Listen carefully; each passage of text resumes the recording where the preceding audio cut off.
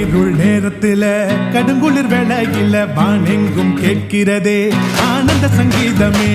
இருள் நேரத்தில கடுங்குளிர் வேளையில வானெங்கும் கேட்கிறதே ஆனந்த சங்கீதமே. ஆபத்தின் அதிகாரம் பரந்தொடி போக கேளிந்த நற்செய்தி புவியெங்கும் வீச பிறந்தாரையா மண்ணில இயேசு சாமி மனுஷனாக நமக்காய் பிறந்தாரையா.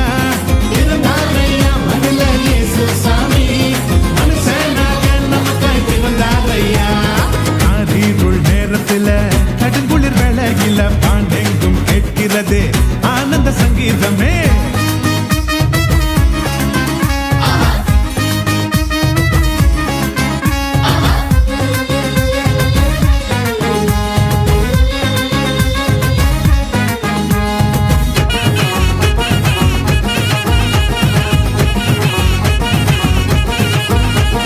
மேளத்தாளம் இல்ல, ஆட்டம் பாட்டம் இல்ல, ரத்தின கம்பளம் இல்ல, மாலை தோரணம் இல்ல.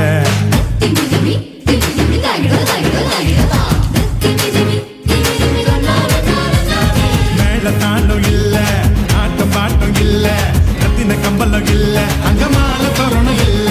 அந்த துணி கோலமா கண்ணுக்கு லட்சணமா கட்டி மறி மடியில மந்தைக்கு மத்தியில சுவாசி நம்மையோ சேர்த்திட சமாதான சந்தோஷம் பூமியில தங்கிட.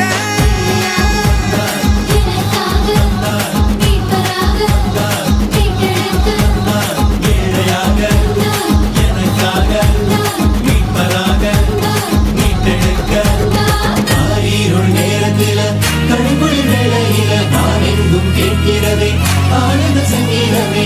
இருள் நேரத்தில கடுங்குளி வேளையில வானெங்கும் கேட்கிறதே ஆனந்த சங்கீதமே. குமாரனை பெறுவார். அவருக்கு இம்மானுவேல் என்று பெயரிடுவாயாக. ஏன் இம்மானுவேல் என்றால் தேவன் நம்மோடு இருக்கிறார் என்று அர்த்தமா? மத்தேயு 1:23. யோவான் 1:14. அந்த வார்த்தை மாமிசமாகி கிருபையினாலும் சத்தியத்தினாலும் நிறைந்தவராய் நமக்குள்ளே வாசம் பண்ணினார். அவருடைய மகிமையை கண்டோம். அது பிதாவுக்கு ஒரே பேரானுடைய மகிமைக்கு ஏற்ற மகிமையாகவே இருந்தது.